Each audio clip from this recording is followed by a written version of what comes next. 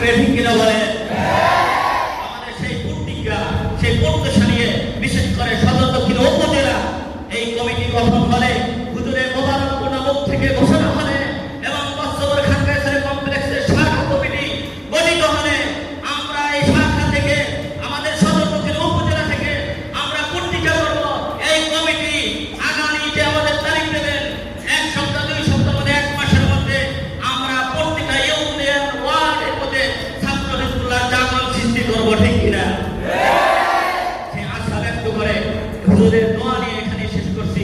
আসসালামু আলাইকুম ওয়া রাহমাতুল্লাহি ওয়া বারাকাতুহু। তেমনি ভাবে আমাদের আকাবিরদের আদর্শগুলো মানুষের কাছে কাছে পৌঁছে দিবে, ঠিক কিনা বলেন? আমরা পথহারা মানুষকে, পথহারা ছাত্র সমাজকে, অন্ধকারের মধ্যে যে ছাত্র আছে তাদেরকে আলোর পথ দেখানোর দায়িত্ব হচ্ছে ছাত্র হিজবুল্লাহ, ঠিক কিনা বলেন? আমরা চাই প্রত্যেকটা ছাত্র সমাজ, সেটা হোক আলিয়া মাদ্রাসা, সেটা হোক কওমি মাদ্রাসা, সেটা হোক ভার্সিটি, কলেজ, প্রত্যেকটা সেক্টরে আমাদের ছাত্র হিজবুল্লাহ সৈনিকরা গড়ে উঠবে, ঠিক কিনা বলেন?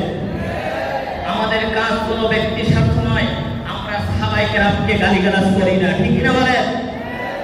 সাহাবায়ে কেরাম, তাবেঈন, তাবেঈন, আইম্মা মুজতাহিদিন, সালফে সালেহিনদের যারা গালিগালাজ করে, গালমন্দ করে, তাদের যারা সমালোচনা করে, তাদের সাথে আমাদের কোনো সম্পর্ক নাই, ঠিক কিনা বলেন?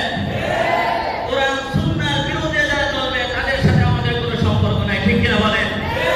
আজকে আমাদের সামনে আমাদের ছাত্র হিজবুল্লাহ সিপাহ